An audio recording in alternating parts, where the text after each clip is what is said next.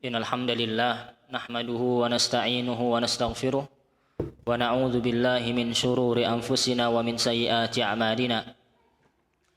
Man yahdihillahu fala mudilla lahu wa man yudlil fala hadiya lahu. Wa asyhadu an la ilaha illallah wahdahu la syarika lahu wa asyhadu anna Muhammadan abduhu wa rasuluh. Allahumma salli wa sallim ala nabiyyina wa habibina Muhammadin wa ala alihi wa sahbihi wa man tabi'ahum bi ihsanin ila yaumiddin. Ya ayyuhalladzina amanu taqullaha haqqa tuqatih wa la tamutunna illa wa antum muslimun. Ya ayyuhan nasu taqu rabbakumul ladzi khalaqakum min nafsin wahidah wa khalaqa minha zawjaha wa batha minhuma rijalan katsiran wa nisaa'a wattaqullaha alladzi tasaaluna bihi wal arham innallaha kana 'alaikum raqiba.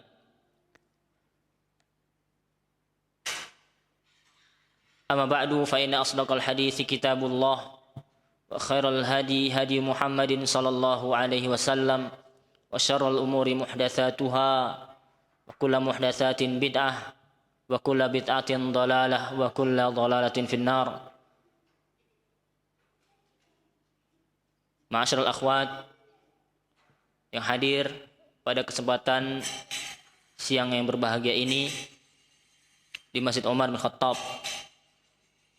Alhamdulillah, kita senantiasa memuji Allah Subhanahu wa taala atas limpahan nikmat dan karunia yang begitu banyak yang hingga detik ini kita rasakan bersama. Maka kewajiban kita adalah bersyukur. Bersyukur dan kita gunakan nikmat yang Allah berikan kepada kita untuk menjalankan ketaatan-ketaatan yang Allah perintahkan kepada kita.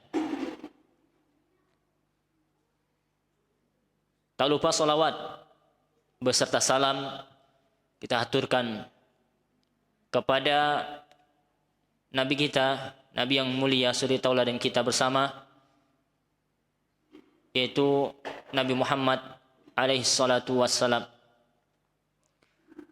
Baiklah para ummahat dan akhwat, para ibu-ibu jamaah Masjid Umar bin Khattab yang semoga dirahmati dan dimuliakan oleh Allah Subhanahu wa taala. Insyaallah beberapa waktu ke depan kita akan sama-sama membahas, mengkaji beberapa hal yang terkait dengan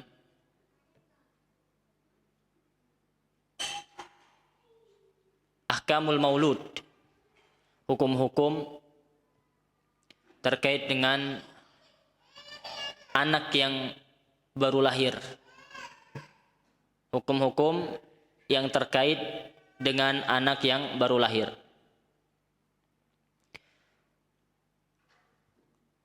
Memiliki anak itu merupakan keinginan mayoritas manusia. Bahkan salah satu tujuan disyariatkan nikah adalah tujuannya, di antara hikmahnya memperbanyak keturunan.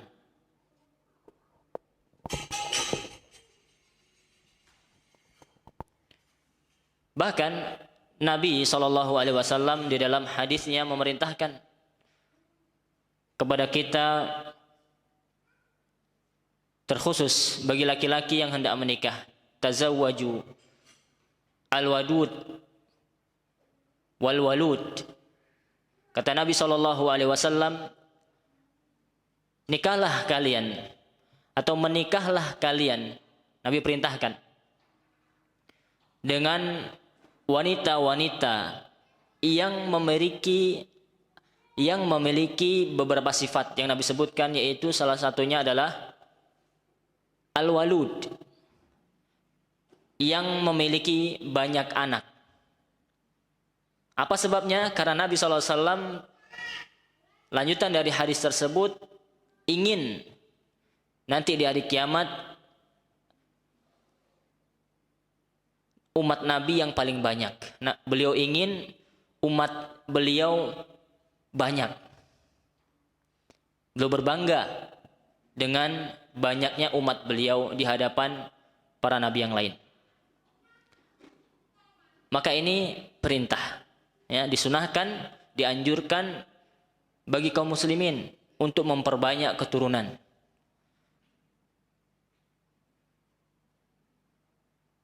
Maka anak adalah satu dambaan bagi orang tua, bagi seorang ayah maupun ibu.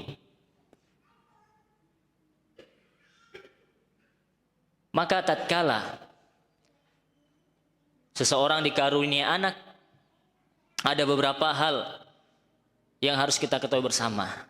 Tuntunan syariat Islam, ajaran Islam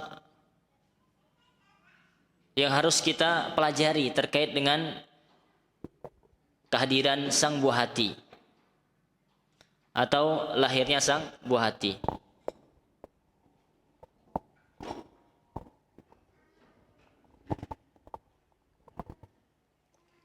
Baiklah para ummahat dan akhwat rahimani wa rahimakumullah.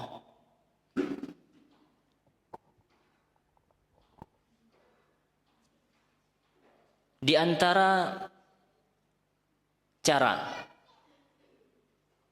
dan ini menunjukkan betapa sempurnanya agama Islam, ibu-ibu sekalian. Semua hal yang bermanfaat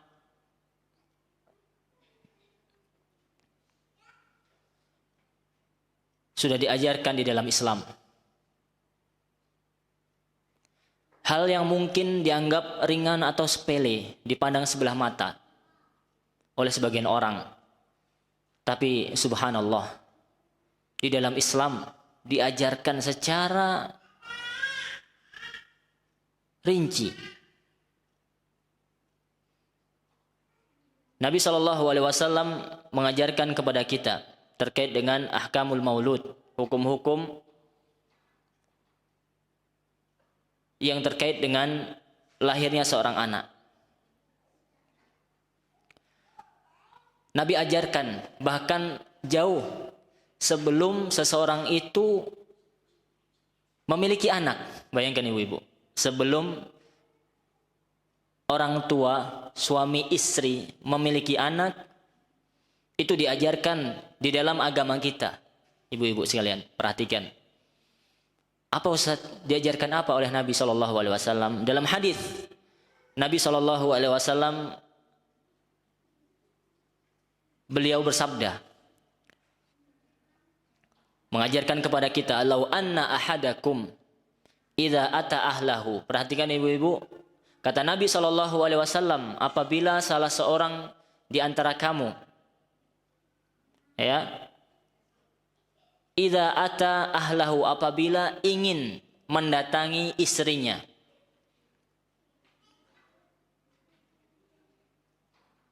Apabila seorang laki-laki, kata Nabi SAW, ingin mendatangi istrinya, ya, ini berhubungan suami istri, berhubungan intim. Qala, hendaklah dia mengucapkan bismillah. Yang pertama apa? Baca bismillah.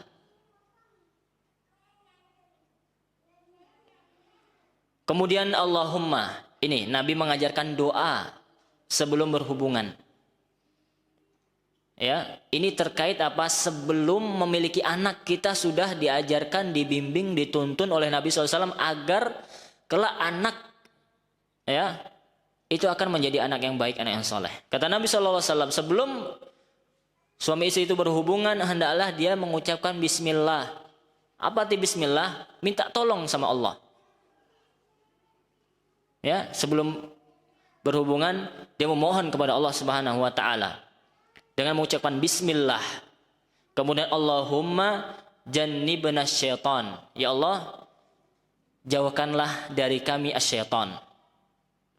Wa jannibis syaitan ma razaqtana, dan jauhkanlah setan dari apa yang telah Engkau rezekikan kepada kami.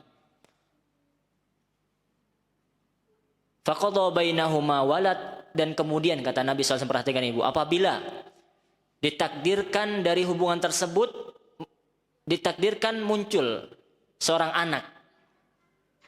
Dari hubungan tersebut, falam yadurrahu syaitan abadan. Maka kata Nabi SAW, insya Allah, maka setan tidak akan bisa mengganggu anak tersebut selamanya.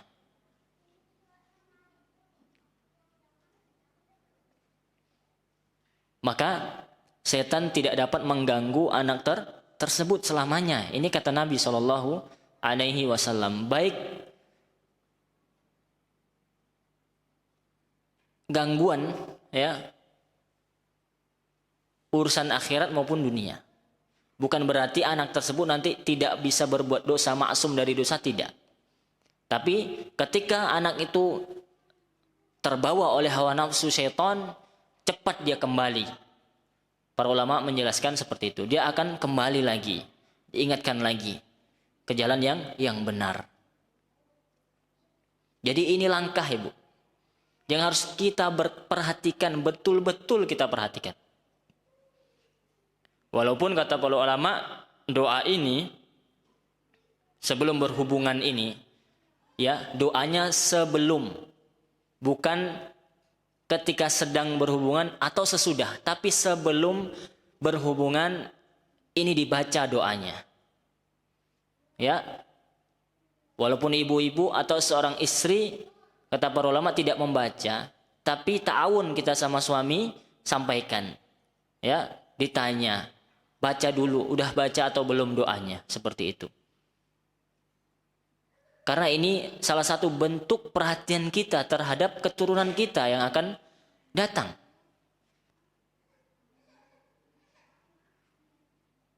Bahkan, ya, kita dianjurkan juga terus berdoa. Rabbi habli minas solihin. Ya Allah, karunialah kami anak yang soleh. Ibu-ibu, ada apa tidak membaca doa ini, meminta anak yang soleh, ada apa tidak? Anak tanya. Ya, jangan sampai tertinggal di seluruh doa-doa kita. Setiap kita ini berdoa, selipkan doa tersebut. Minta kepada Allah anak yang soleh dan solehah.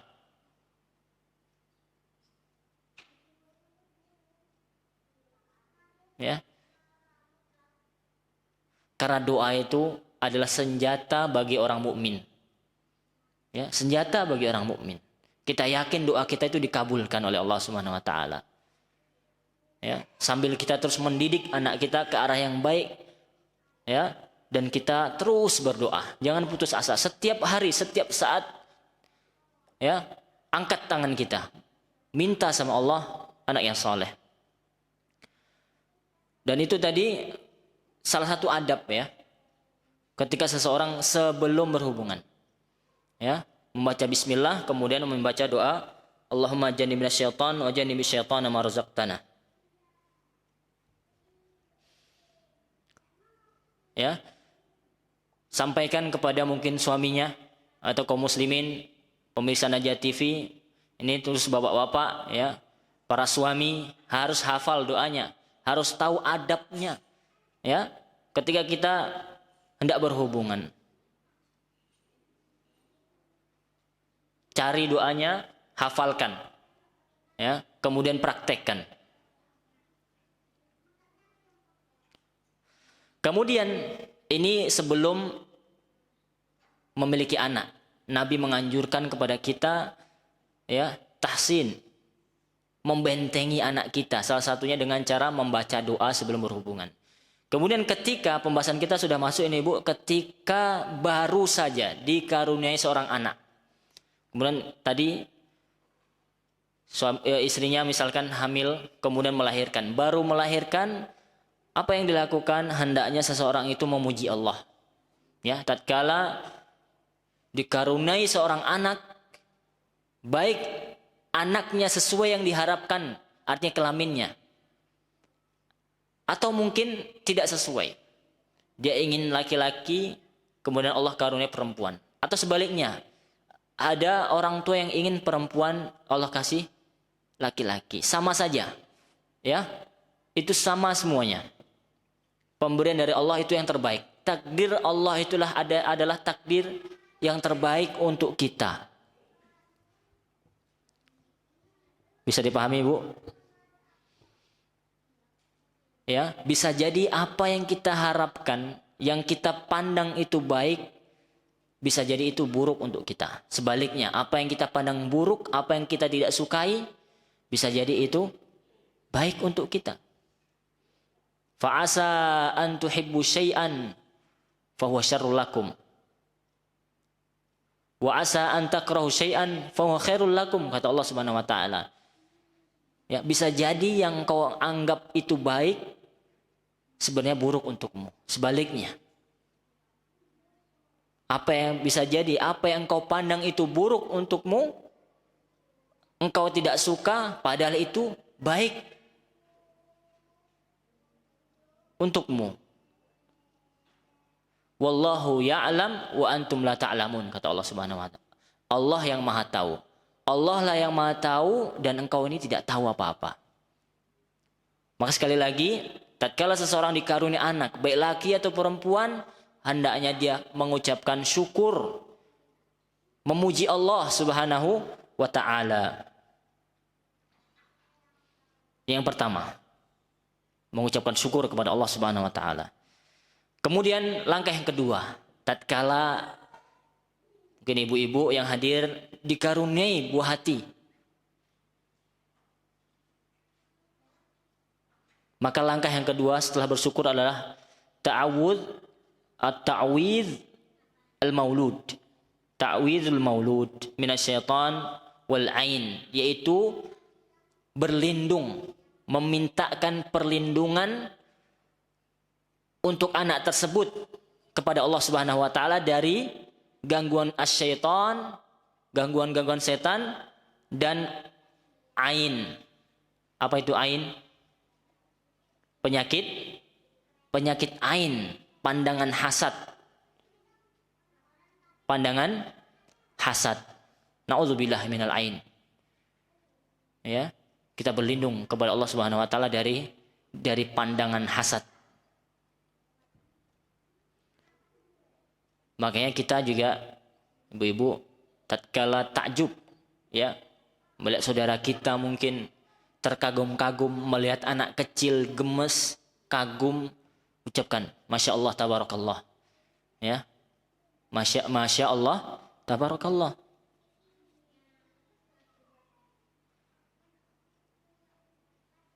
Kita doakan bahwasanya apa yang membuat kita takjub, membuat kita wah, itu semua kehendak Allah. Allah kehendaki hal tersebut dimiliki oleh orang tersebut. Ya, itu ketetapan Allah Subhanahu wa taala. Maka jangan hanyut. Begitu juga orang tua kepada anaknya. Terkadang bukan hanya takjub kepada anak, apapun takjubnya. Terlebih kadang orang tua terlalu kagum dan takjub kepada anak. Anaknya berkembang, tambah pintar, misalkan bisa ini, bisa ini. Lupa dia mengucapkan, mendoakan keberkahan misalnya. Lupa kalau itu karunia dari Allah Subhanahu wa ta'ala.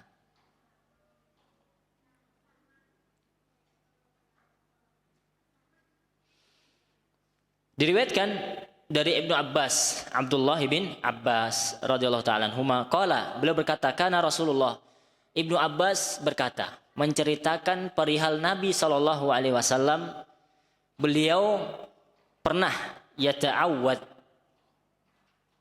atau yu'awwidh, memintakan atau membaca ta'awudz untuk Al-Hasan dan Al-Husain, cucu beliau. Ya, cucu beliau, dengan mengucapkan atau u'idzukuma bikalimatillah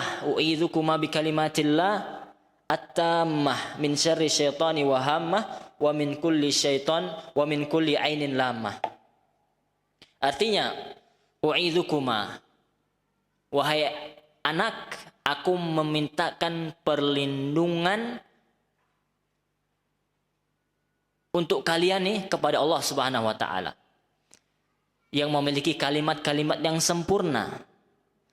Min kulli syaitanin wa hammah, dari semua gangguan syaitan, ya, dan dari gangguan penyakit ain, dari pandangan hasad. Kita minta perlindungan kepada Allah. Kita mintakan perlindungan kepada Allah untuk anak-anak kita, ya, agar terlepas atau bisa jauh dari gangguan-gangguan syaitan. Dan gangguan syaitan kepada manusia ini nyata, ibu-ibu.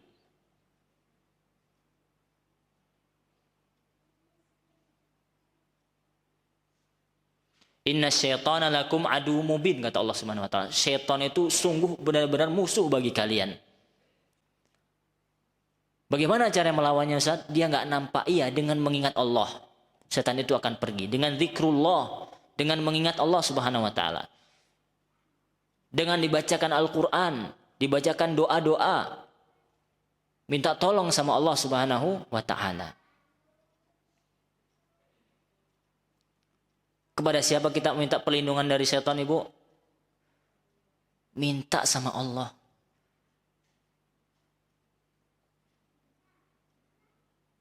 Kita hanya minta kepada Allah. Hanya Allah yang bisa melindungi kita, diri kita, anak kita, keluarga kita dari setan. Itu hanya Allah. Karena tidak mungkin kita, kemanapun kita pergi, dimanapun kita berada, di sana ada gangguan setan. Hatta di masjid.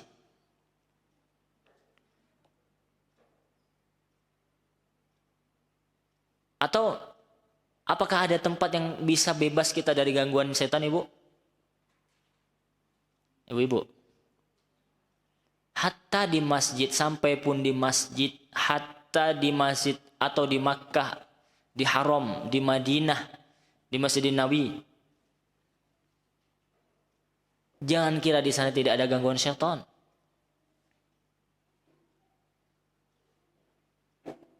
Maka setan itu cara mengusirnya apa? Dengan zikrullah, dengan berzikir kepada Allah Subhanahu wa taala. Maka tatkala kita ingin jauh dari gangguan setan, ingat Allah Subhanahu wa taala, berlindung kepada Allah Subhanahu wa taala di setiap keadaan. Bahkan sebenarnya banyak sekali doa-doa, zikir-zikir yang mengarah kita itu apa? Terhindar dari gangguan setan. Ya tidak, Ibu? Contoh, Ibu tadi dari rumah, doa keluar rumah ada apa tidak? Ada. Dan itu kata kuncinya apa? Kita minta perlindungan, bertawakal kepada Allah, bersandar diri kepada Allah, minta bantuan Allah dari gangguan-gangguan setan.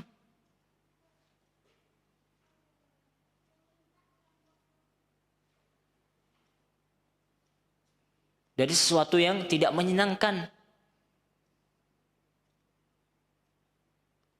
Contoh ketika makan juga. Kita dianjurkan baca bismillah. Supaya apa? Setan tidak ikut makan dengan kita. Ustaz, sedekah, Ustaz, maka kasih makan setan. Bukan itu masalahnya.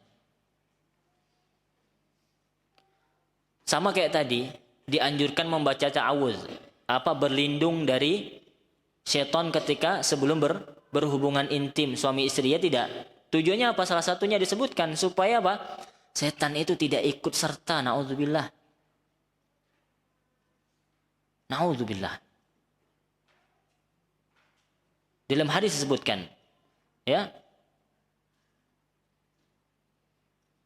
kalau kita membaca doa tersebut, kita akan, setan tidak bisa lagi ikut serta mengganggu dalam hubungan suami istri tersebut. Berarti kalau misal kita lupa atau tidak baca, dikhawatirkan kemungkinan setan ikut dalam, atau dia mengintip, melihat seperti itu. Na'udzubillah. Maka tatkala juga melepas pakaian, baca bismillah. Tujuannya apa? Supaya setan tidak nampak, tidak melihat aurat kita. Begitu juga tatkala masuk WC.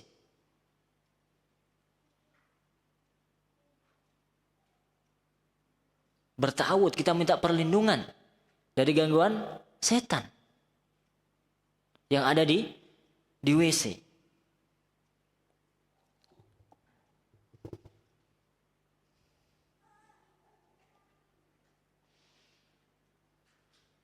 Maka mintalah perlindungan dari kejahatan syaitan, dari gangguan syaitan hanya kepada Allah. Takutlah hanya kepada Allah. Ya.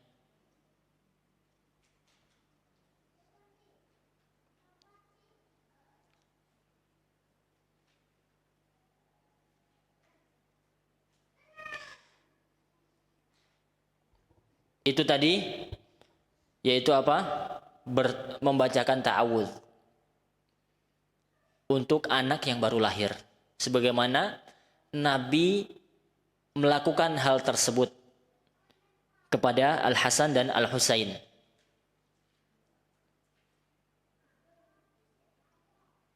Pertanyaannya mungkin, Ustaz, apakah harus dipegang? Artinya membaca doa tersebut, apakah harus hadir kita?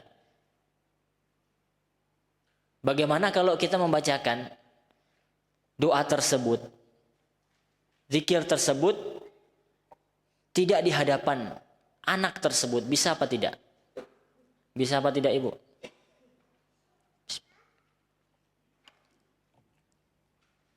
Jawabannya na'am. Insya Allah bisa. Ta'awudz tersebut akan sampai kepada anak yang kita maksud.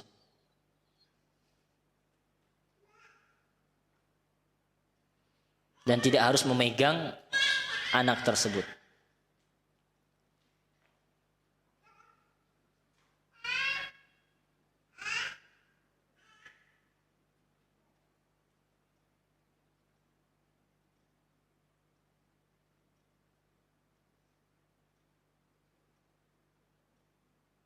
Tadi yang pertama apa, Ibu?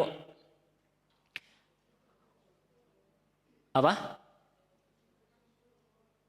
Bersyukur, ya, mengucapkan alhamdulillah. Bahwasanya iya, bersyukur itu bukan hanya ucapan alhamdulillah yang keluar dari lisan.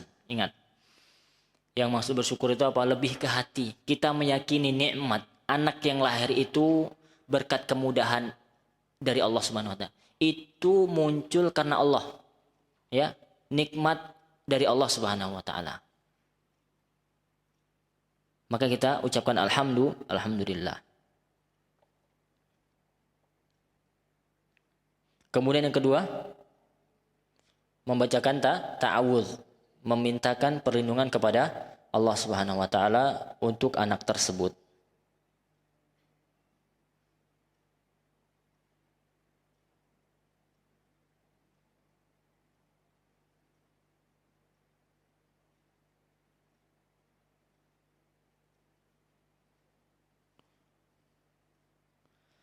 Kemudian yang berikutnya,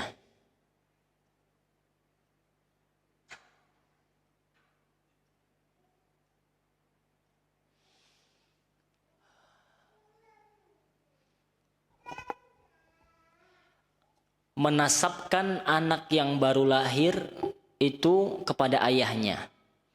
Menyandarkan nasab anak tersebut kepada ayahnya.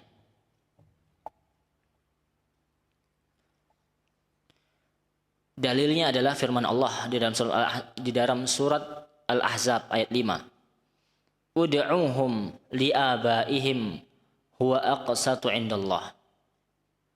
Ya, ud'uhum li'abaihim. Ya, panggillah mereka, yaitu anak-anak kalian itu, anak-anak mereka, li'abaihim. Ya. Panggillah sesuai dengan bapak-bapak mereka, ayah-ayah mereka. Artinya apa? Anak itu disandarkan kepada ayahnya. Nasab itu ya kembali kepada ayahnya.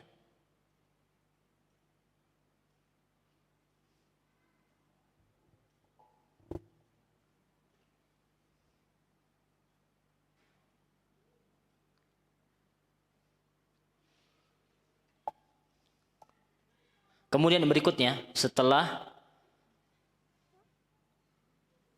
menyandarkan nasab itu kepada ayahnya, kemudian yang berikutnya adalah tahnik. Tahnikul mauludi wa du'a lahu bil barakah. Apa itu tahnik?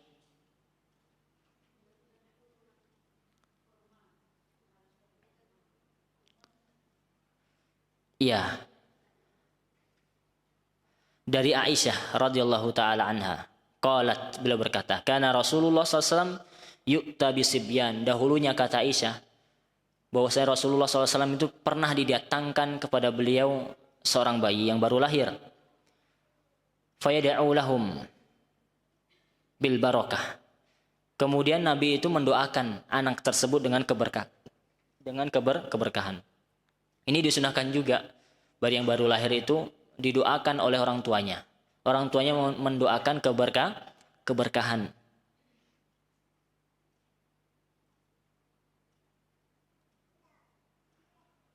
Wa yuhannikuhum. Kemudian dikatakan setelah didoakan oleh Nabi SAW, wa yuhannikuhum. Kemudian Nabi mentahnik mereka. Hadis ini riwayat Muslim.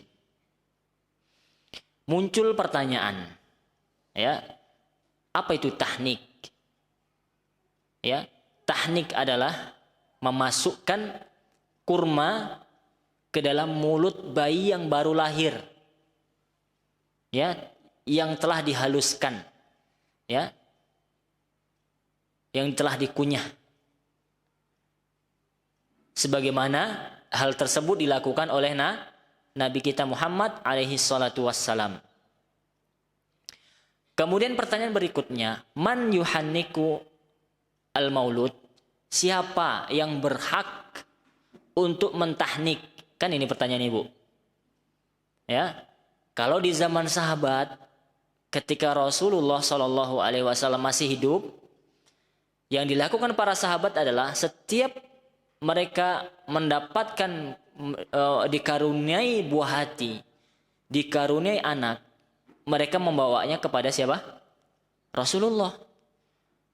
Mendapat keberkahan doa, didoakan keberkahan oleh Nabi SAW, dan doa Nabi ini mustajab. Dan doa Nabi itu mustajab. Iya tidak Ibu? Iya, benar-benar mustajab.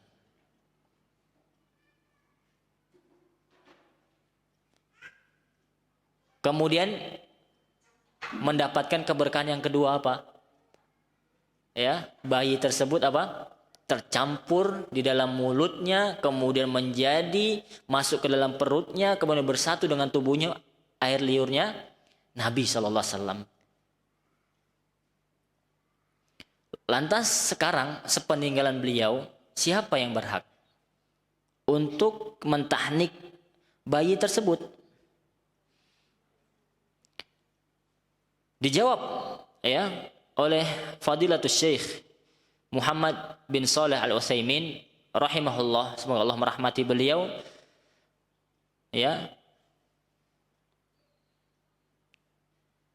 Apakah disunahkan setelah peninggalan Nabi SAW, setelah meninggalnya Nabi SAW, tatkala bayi yang baru lahir itu dibawa kepada rajulun soleh, kepada seseorang ustadz yang soleh, kepada orang yang soleh,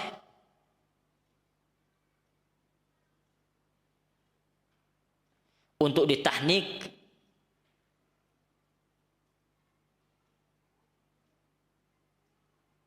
Jawabannya adalah at-tahniku yakunu hinal al-wiladah hatta yakun awal ma yat'am hadzal ladzi hanaka iyahu. Jadi tahnik itu dilakukan ketika bayi itu baru-baru atau ketika baru lahir, sebelum apapun masuk ke dalam mulutnya. Diharapkan yang pertama kali masuk ke dalam mulutnya adalah kurma itu yang telah dihaluskan.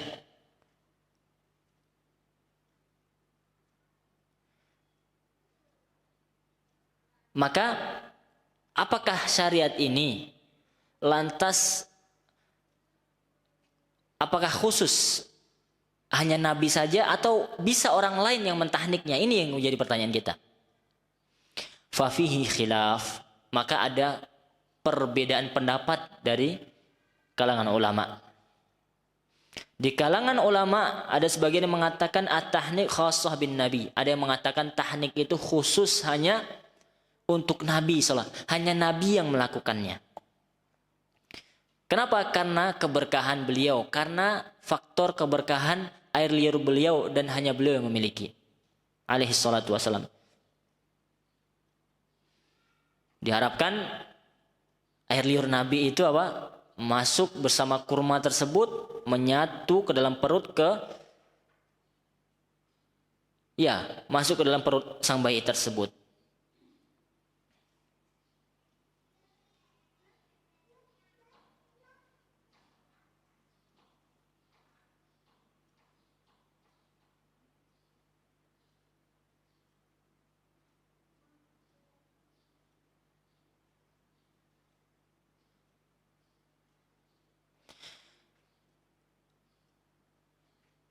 Itu pendapat yang pertama. Jadi tidak disyariatkan kepada selain Nabi SAW. Tahnik itu, ini pendapat yang pertama, tidak disyariatkan kepada selain Nabi SAW. Ini kekhususan beliau. Ini pendapat.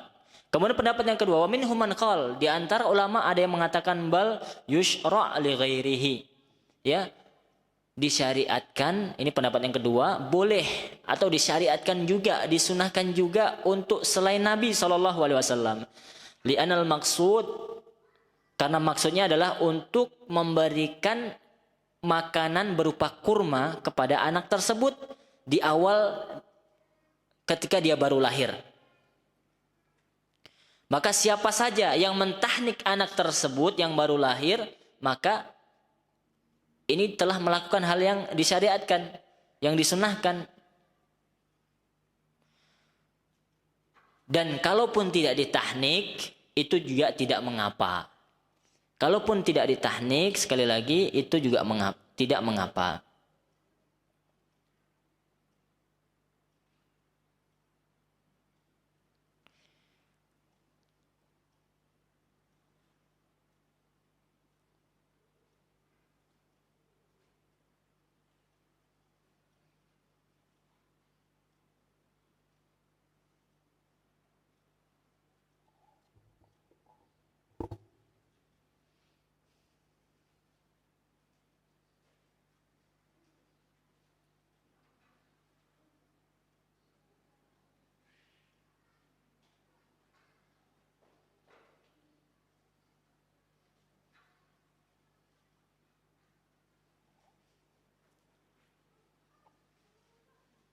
Kemudian Syekh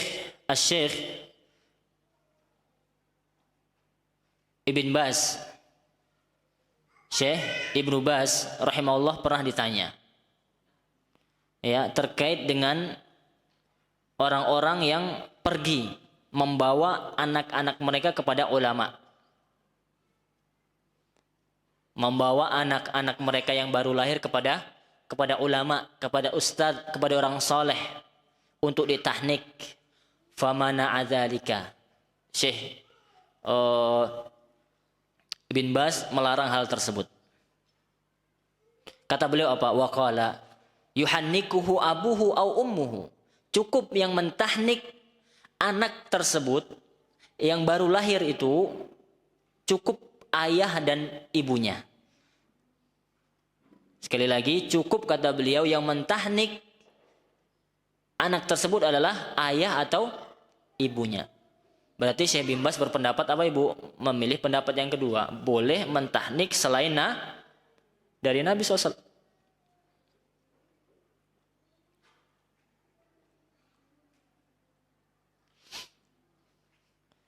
Ini fatwa dari Syekh Ibnu Baz rahimahullah.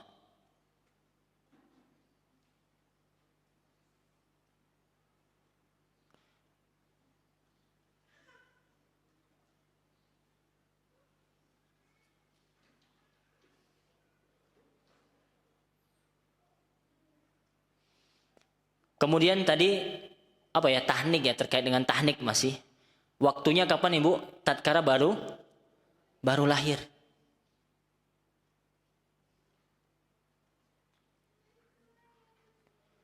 Ini juga yang difatwakan oleh Syekh Muhammad bin Shalih Al-Utsaimin. Kemudian masih dalam masalah tahnik, ya. Apakah tahnik ini khusus kurma atau bisa yang lain, Ibu?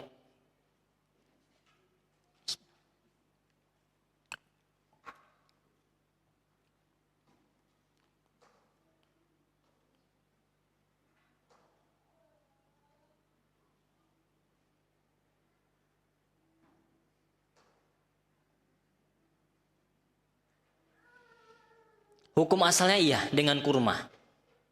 Hukum asalnya apa? Dengan kurma. Akan tetapi kalau tidak ada, ya boleh juga mangga atau madu. Bukan mangga ya Bu ya. Iya, boleh madu. Sebagaimana diriwayatkan dari Imam Ahmad dalam kitab beliau Al-Mughni.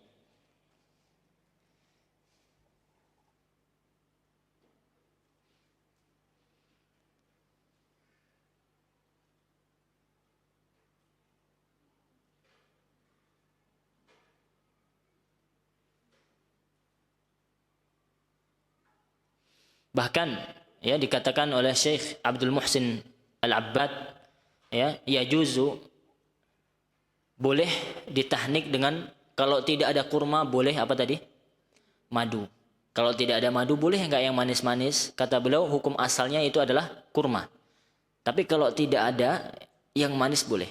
Sesuatu yang manis.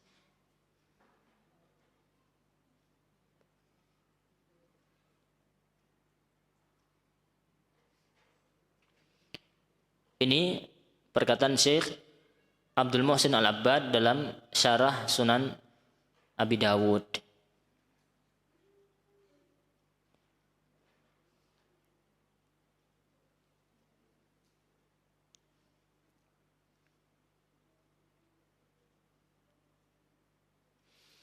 Kemudian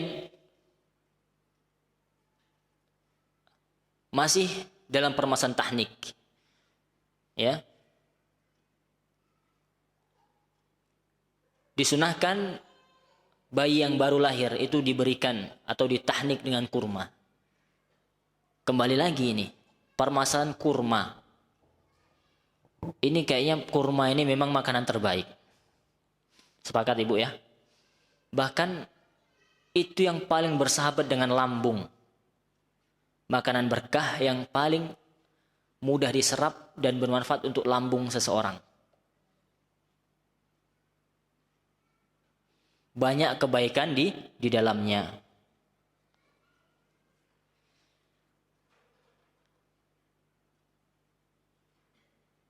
Dan ini diucapkan oleh Syekh Muhammad bin Utsaimin di dalam kitab beliau Syarah Riyadhus Shalihin. Beliau mengatakan inat tamra fihi khairun wa barakah. Sesungguhnya di dalam buah kurma itu ada kebaikan dan keberkahan. Wa fihi faidah lil maidah, ya. Di dalam kurma tersebut itu banyak apa? Faidah, keuntungan, hal yang positif untuk lambung kita. Ini yang sakit-sakit asam lambung Ibu, boleh sering-sering makan kurma. Bukan hanya dikunyah ya, banyak bisa dicampur di blender dan seterusnya. Terlebih kurma ini yang pertama kali masuk tadi ke dalam lambung atau perut sang bayi. Maka ini akan menambah kebaikan kepada anak tersebut. Udah Ibu, ini masalah tahnik ya. Ini benar-benar misalkan baru lahir nih hari ini. Maka ini yang kita lakukan. Apa? Iya, sebelum dikasih ASI. Maka kita sudah siap-siap. Kita tahu HPL-nya Ibu. Hari hanya tuh prediksi ya. Sudah mau kontraksi, udah kita siap-siap tuh. Kita tahu bukan hanya khusus kekhususan Nabi, boleh untuk selain Nabi. Dan tidak harus orang soleh. Bahkan Syekh bin Baz melarang. Ada orang-orang yang kebiasaannya apa? Baru lahir nih, dibawa ke orang yang soleh. Ini beliau larang. Ya, tahnik itu sunnah dan boleh orang tuanya sendiri yang melakukannya. Baik ayah atau ibunya. Kalau tidak ada ayahnya misalkan, ya ibunya.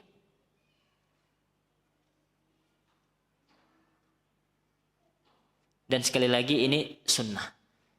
Ya. Dianjurkan, dikerjakan berpahala, ditinggalkan tidak berdosa, tidak mengapa. Tapi kita ingin kebaikan untuk anak kita, keberkahan. Ya, keberkahan itu ada ketika kita mengerjakan perintah Nabi SAW. Mengerjakan apa yang dilakukan oleh Nabi SAW. Pasti ada keberkahan. Pasti ada kebaikan. Itu tadi tahnik. Ya, pertama mengucapkan syukur kepada Allah Subhanahu wa taala, meyakini dalam lubuk hati kita bahwasanya anak ini adalah pemberian Allah Subhanahu wa taala, amanah yang harus dijaga. Bersyukur kita. Yang kedua, ya. Kita apa tadi? Ta'awudz, memintakan perlindungan nih dari gangguan syaitan dan ain. Pandangan hasad. Kemudian yang ketiga ada tahnik. Dengan doa. Apa tadi?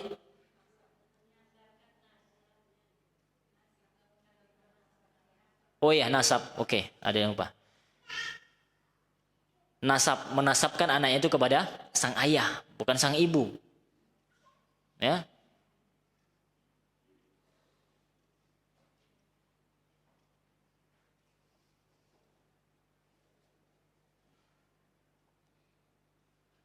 Kemudian yang keempat, at-tahnik.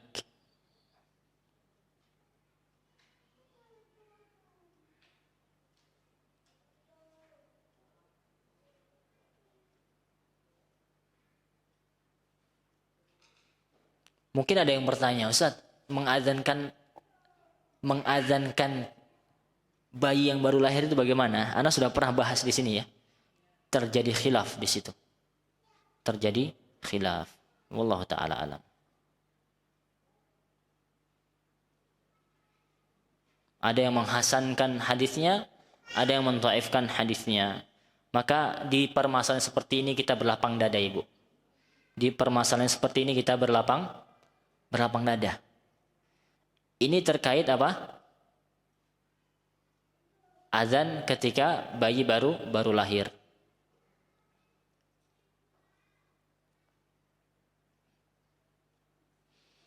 Kemudian setelah ditahnik,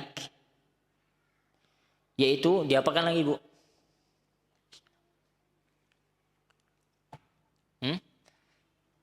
Yang disunahkan ya, apa yang kita lakukan? Hah?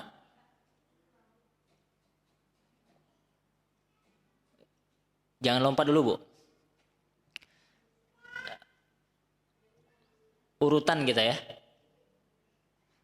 Setelah ditahnik diapakan? Dibedong.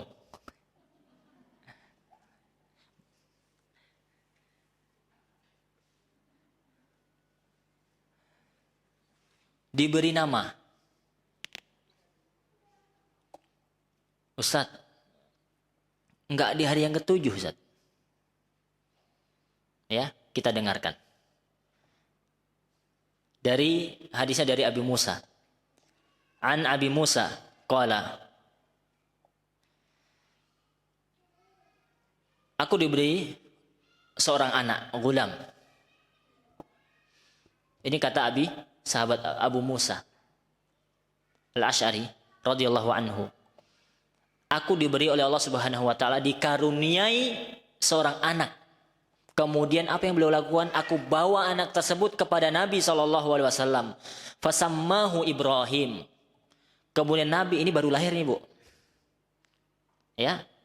Tidak di hari yang ke-7, baru lahir langsung dibawakan kepada Nabi SAW. Kemudian fasammahu Ibrahim.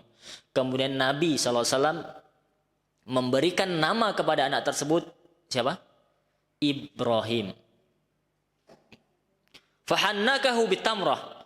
Kemudian Nabi juga mentahniknya, wada'alahu bil barakah. Kemudian Nabi mendoakan keberkahan. Ini ketika ada anak kecil, saudara kita misalkan, atau kita sendiri yang dikaruniai anak, misalkan, kita doakan keberkahan tadi.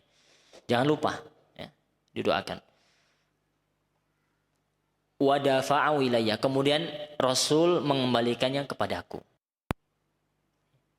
Jadi yang pembahasan kita adalah fasammahu. Di hari yang pertama itu boleh memberikan nama kepada anak tersebut.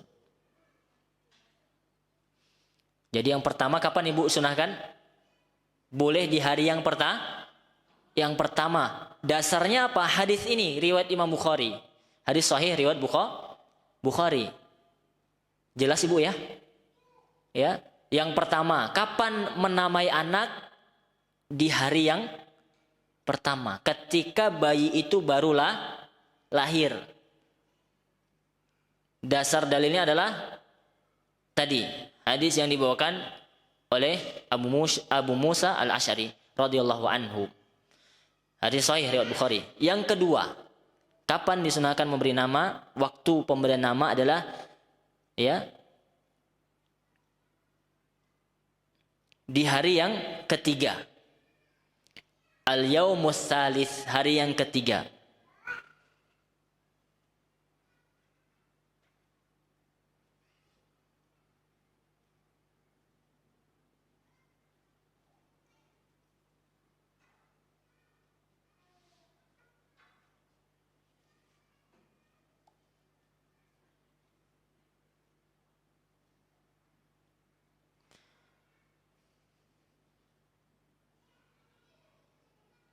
Kemudian waktu pemberian nama berikutnya adalah hari yang ke-7. Berdasarkan sabda Nabi SAW. Adapun hari ketiga tadi riwayat Anas radhiyallahu anhu samma bitsalasah. Wa amma Samurah radhiyallahu anhu fasamma yauma as-sabi'. Ya, beliau memberi nama anaknya di hari yang ketiga. Adapun Samurah radhiyallahu anhu memberikan nama di hari yang ke-7.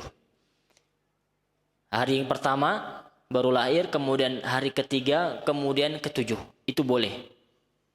Itu waktu-waktu pemberian nama untuk anak yang baru lahir.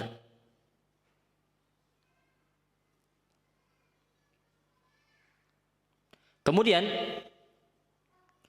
terkait dengan nama, bagaimana kita memberi nama yang baik Ibu kepada anak kita? Apakah sembarang saja kita kasih nama? Kemudian siapa yang memberi nama?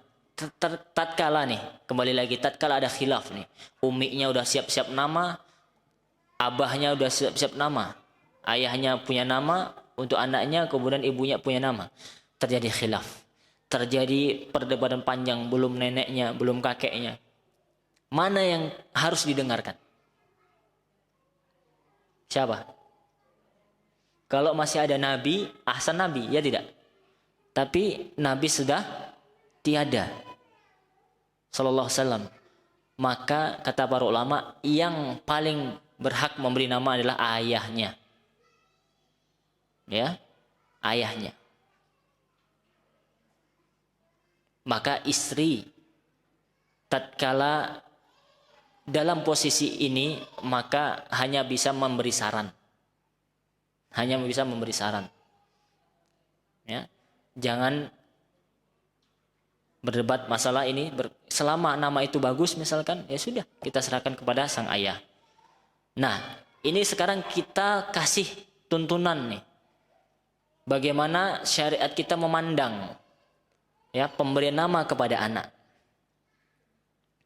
Maka disunahkan untuk memberikan nama kepada anak kita sebagai berikut. Ya. Dari Nabi SAW beliau bersabda, ahabbul asma, kata Nabi SAW. Nama-nama yang paling dicintai, oleh Allah Subhanahu wa taala. Ini nama yang paling dicintai oleh Allah Subhanahu wa taala. Dalam hadis disebutkan Abdullah wa Abdurrahman. Hamba Allah dan hamba Ar-Rahman. Itu sifat Allah, yaitu Allah, hamba Allah juga. Wa asdaquha Harith wa Hammam. Dan yang paling jujur, nama yang paling jujur adalah Harith.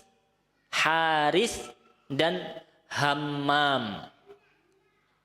Wa akbahuha Harbun wa Murrah. Dan sejelek-jelek nama adalah Harbun dan Murrah. Ya. Disebutkan di sini dalam Al-Adabul Mufrad, ya. Dalam kitab Sunan Abi Dawud dan disahihkan oleh Al-Albani. Nama yang terbaik apa? Abdullah. Abdun itu apa artinya, Ibu? Hamba. Itu titel, semacam titel. Kita ini hamba Allah bukan? Hamba Allah semuanya. Makanya nama yang menunjukkan penghambaan diri hambanya atau penghambaan peribadatan hanya kepada Allah, itu yang mulia.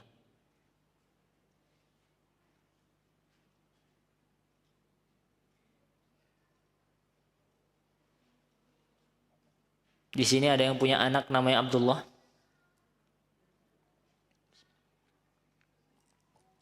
Umar bin Khattab itu, Ibu, punya anak yang paling besar. Siapa kunyah Umar bin Khattab?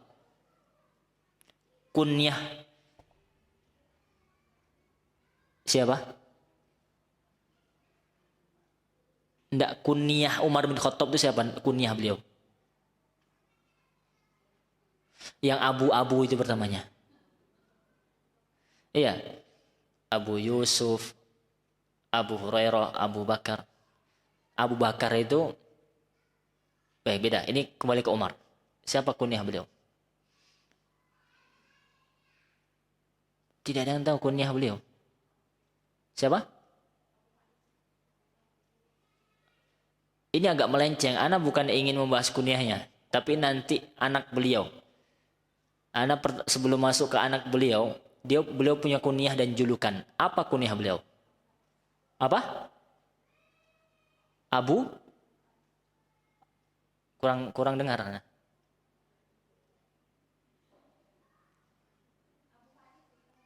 Abu Faiz. Bukan.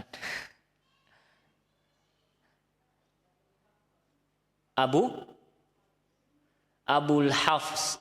Benar sekali. Hafs. Ha. Fa. So.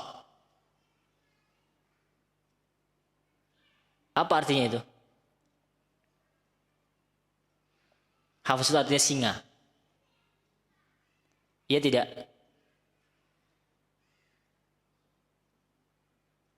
Ini menunjukkan karakternya Umar. Keras, tegas, pemberani seperti singa. Tahu dari mana, Ustaz? Beliau pemberani. Iya. Disebutkan dalam hadis. Ya. Sampai setan pun takut ketika bertemu dengan Umar bin Khattab. Orangnya tegas. Terlebih ketegasannya di masalah agama, menegakkan agama Allah Subhanahu wa taala. Dan julukan beliau siapa? Julukan beliau. Contoh. Ali bin bukan Ali. Utsman bin Affan itu dijuluki Zunnurain. yang memiliki dua cahaya. Adapun Umar, siapa julukannya? Al-Faruq. Ahsan. Apa arti Al-Faruq? Pembeda. Seperti Al-Furqan itu dari kata Faruq. Farraqa yufarriqu. Yang membedakan atau pembeda antara hak dan batil. Dan beliau, Umar, salah satu selain Abu Hafs, kunyah beliau itu Abu Abdullah, merujuk kepada anak beliau yang paling tua, namanya siapa? Abdullah. Makanya kita kenal Abdullah bin Umar atau Ibnu Umar. Ya. Beliau punya anak yang paling besar namanya Abdullah. Dan banyak sekali nama para anak, nama dari anaknya sahabat itu Abdullah. Abdullah bin Umar, Abdullah bin Abbas, Abdullah bin Mas'ud, Abdullah bin As.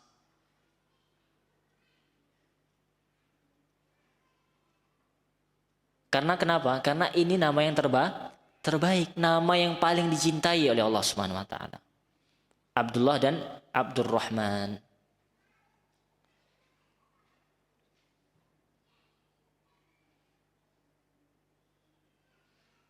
Kemudian nama yang paling jujur apa tadi? Haris dan Hammam.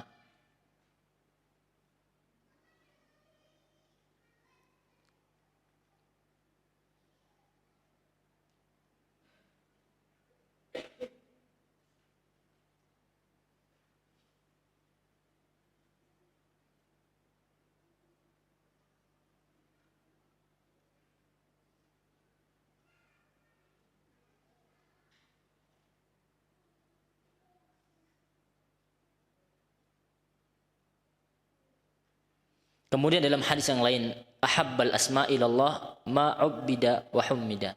Nama yang paling dicintai oleh Allah adalah nama yang ada penghambaan diri dan pujian di dalamnya. Kemudian di dalam hadis disebutkan juga sammau bi asma'il anbiya. Namailah anak-anak kalian itu dengan nama-nama para nabi.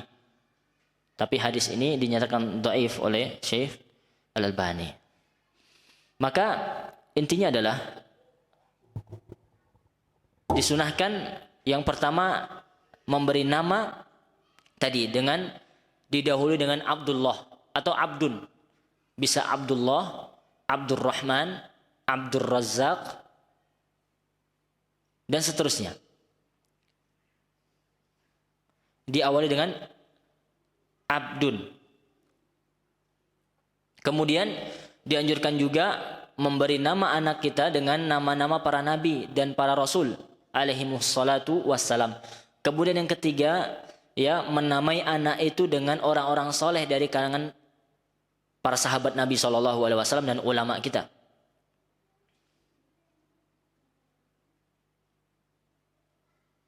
Kemudian dianjurkan memberi nama yang memiliki arti yang baik, ya. Tidak nama-nama yang memiliki makna yang buruk. Nama-nama dewa dan seterusnya.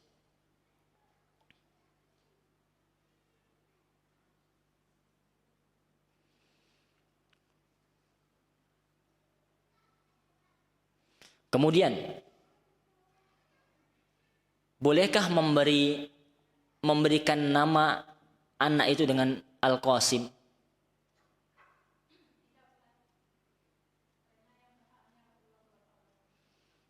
Taib. Ada yang lain?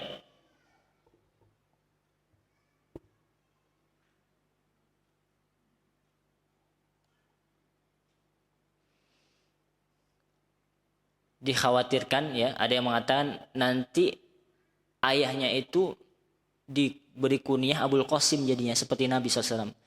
Nabi, ada sebuah kisah, ya. Ada sebuah kisah di sini. Kenapa Nabi SAW bersabda samu bismi, berilah nama anak kalian dengan namaku, kata Nabi SAW. Wala tukannau bikunyati. Dan janganlah kalian beri kunyah dengan kunyahku. Jangan kalian beri kunyah dengan kunyahku. Artinya kunyah Nabi SAW itu siapa? Abul Qasim. Ini kunyah beliau. Abul Qasim. Akan tetapi ada ulama yang mengatakan, Syekh Muhammad bin Shalih Al-Utsaimin, perhatikan ibu-ibu, ya, rahimahullah, pernah mengatakan, pernah ditanya, ada seorang laki-laki yang memberi nama anaknya Al-Qasim. Kemudian apa hukumnya, ya, menjadikan nama tersebut kunyah? Fa'ajaba. Kemudian Syekh menjawab biqauli, at-takani bi Abi Al-Qasim la ba'sa bihi. Memberi kunyah dengan Abul Qasim itu tidak mengapa, kata beliau. Kemudian beliau jelaskan, li'anna sahih, karena yang benar adalah ana nahya anhu innama huwa fi ahdi Rasulillah. Sesungguhnya larangan tersebut berlaku hanya ketika Nabi SAW masih hidup. Ada yang tahu kenapa? Kata beliau, hina kana nas yunadaunahu. Ketika manusia itu memanggil dengannya. Fatawahhamal insan annahu Rasulullah sallallahu alaihi wasallam hatta innahu nada rajulan bil baqi'.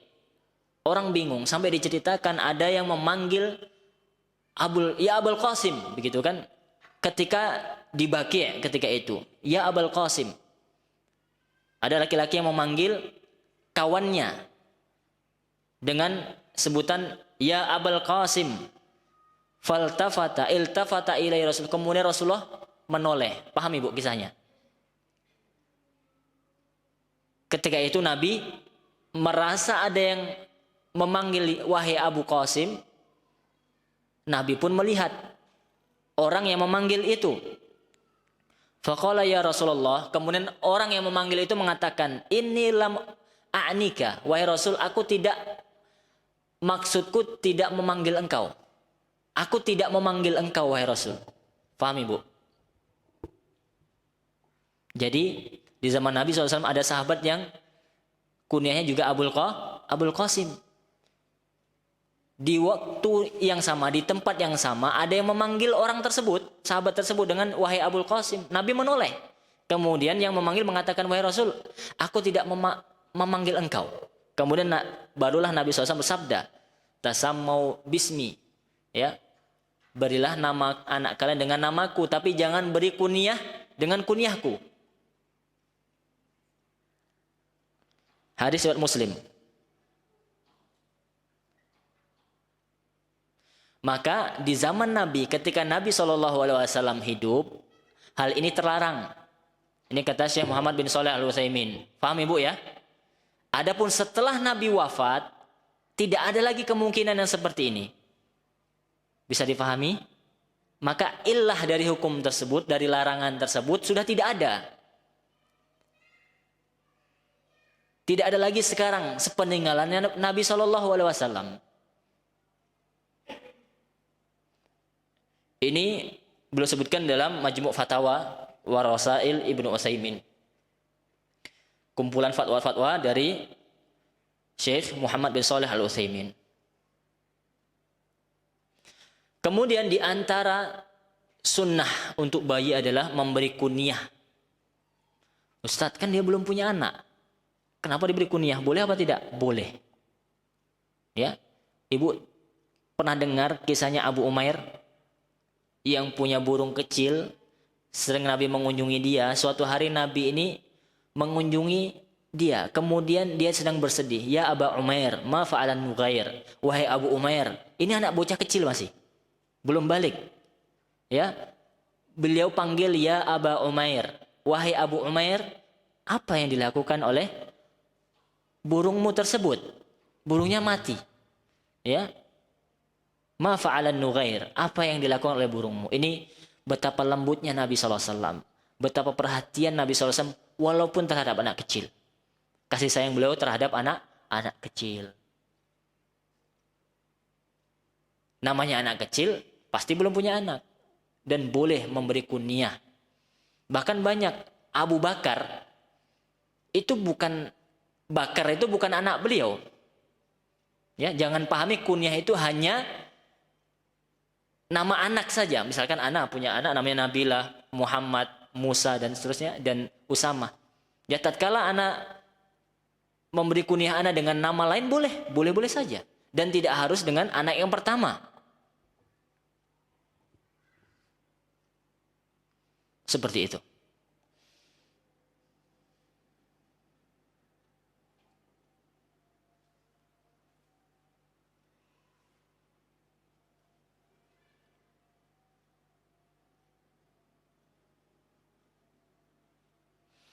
Kemudian dianjurkan juga mentasghir nama anak kecil. Tasghir ini bagaimana? Ada yang tahu tasghir? Ismu tasghir? Diceritakan. Dahulunya Nabi SAW yaqul li Anas. Nabi itu memanggil Anas bin Malik dengan Unais. Apa? Unais. Ini tasghir namanya. Namanya Anas. Menjadi Unais. Contoh lain. Umar menjadi apa? Umair. Paham Ibu? Abdullah menjadi Ubaidillah. Ini tasghir. Disunahkan seperti itu. Wallahu ta'ala alam.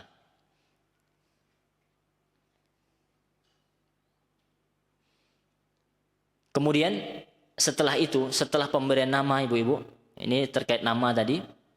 Kemudian setelah itu apa? Akikah. Ya. Akikah di hari yang ke-7.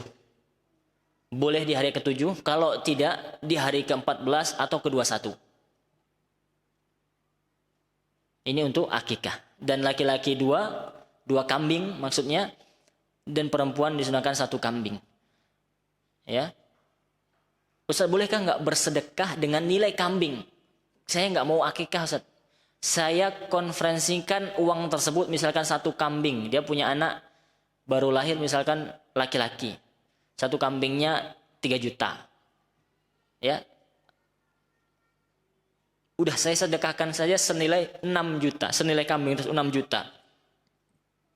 Ya, tetap akikah lebih afdol. Dan hukum akikah itu sunnah muakkadah. Sunnah yang ditekankan. Ustaz, bolehkah hutang Ustaz untuk demi akikah anak? Boleh. Bahkan itu yang dilakukan ulama. Ya, boleh berhutang. Ya, untuk melakukan akikah anak. Dan boleh kambingnya laki, bukan laki ya, jantan ataupun betina. Ya, untuk aturannya sama seperti kurban. Baik aturan umurnya, usianya, kemudian kemana dia akan alokasikan daging tersebut, ya itu seperti kurban, ya 3 alokasinya, dimakan sebagian, dibagikan ke fakir miskin sebagian, kemudian dihadiahkan kepada orang, ya kalau hadiah ini bukan hanya orang miskin, karena kita memberi hadiah orang kaya boleh,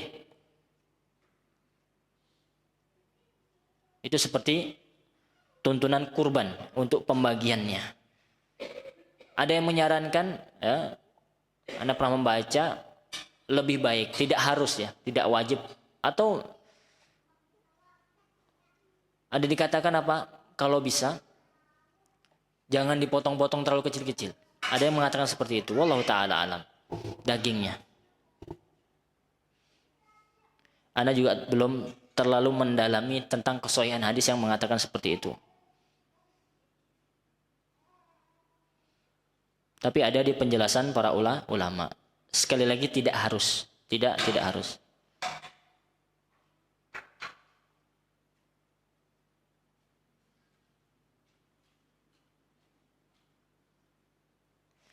Kemudian permasalahan mengakikahkan, ini yang belum akikah nih. Ya, di sini ada perbedaan pendapat ulama juga.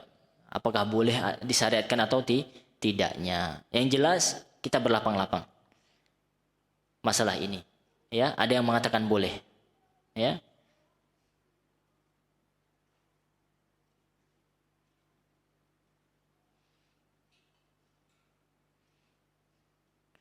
Bahkan ada riwayat ya yang bahwasanya Nabi SAW itu mengakikahkan diri beliau sendiri. Ba'dama bu'itsa nabiyyan, setelah diutus sebagai nabi.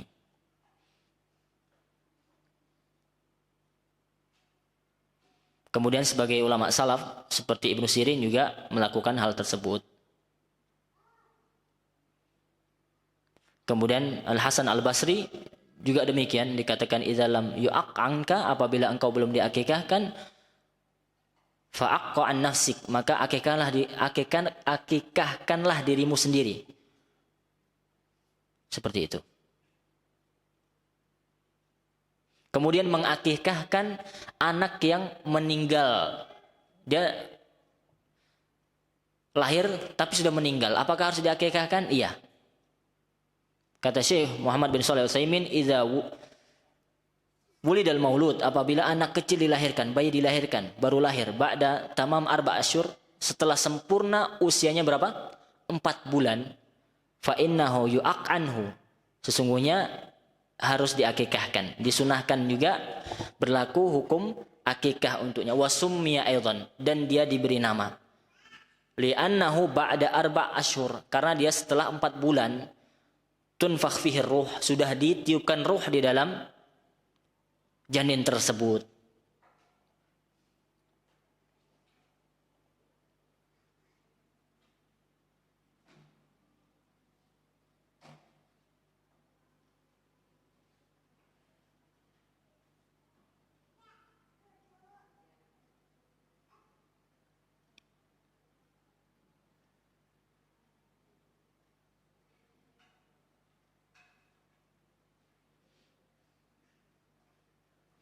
Kemudian di antara hikmah akikah, ini cepat saja.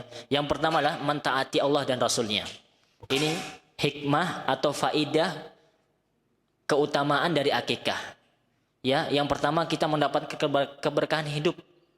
Ya, terutama tatkala kita berusaha taat kepada Allah dan Rasulnya. Karena akikah ini adalah syariat Allah Subhanahu wa taala, syariat Islam. Kemudian yang kedua, keutamaan akikah adalah kita termasuk orang yang menghidupkan sunnah Nabi SAW.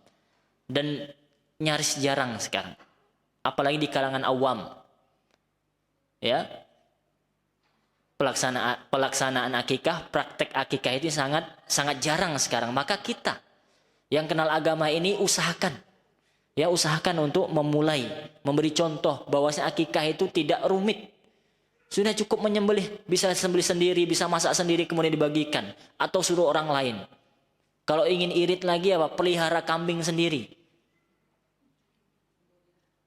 Iya, sembelih sendiri, masak sendiri, bagikan ke tetangga, selesai sudah. Itu akikah, niatnya akikah, kita dapat pahala. Dan anak kecil itu masih tergadai sampai diakikahkan, kata Nabi SAW. Ini sekali lagi sunnah muakkadah, anjuran yang ditekankan. Kemudian kita juga mendapat pahala memberi makan fakir miskin, memberi makan orang lain. Ini pahala tersendiri. Kita bahas bahwasanya makanan apalagi yang kita berikan adalah orang-orang yang setelah dia makan nanti dia gunakan untuk sholat. Daging yang dia makan itu apa? Dia telan, masuk ke dalam perutnya, menjadi darah, menjadi daging. Kemudian setiap dia sholat kita dapat pahala dari makanan yang kita beri tersebut.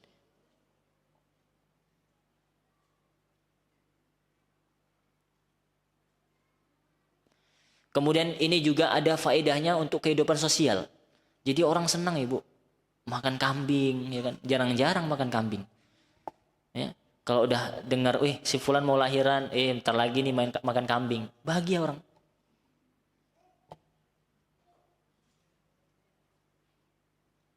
Atau yang lebih mudah lagi ibu, banyak sekarang yang misalkan di pondok, ya disalurkan ke pondok dagingnya, karena mindset orang ini agak pandangan miring terhadap daging kambing. menjadi, udahlah dia kambing, menjadi kambing hitam lagi. Kasihan kambing.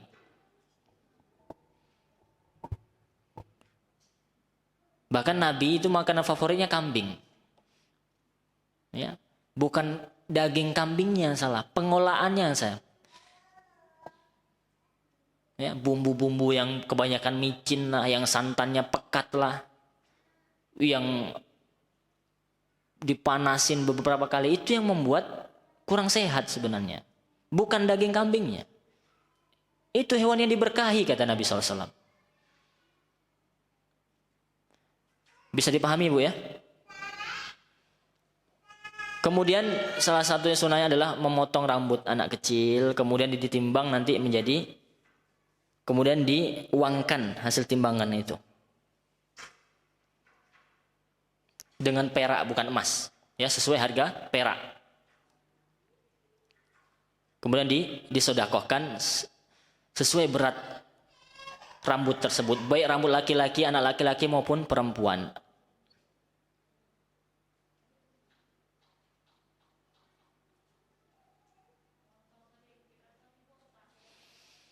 Dihabiskan,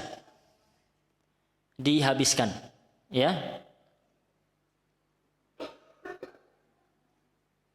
Dan ini di hari yang ketujuh, ya. Akikah, pemberian nama, kemudian dipotong rambutnya. Ini di hari yang ketujuh.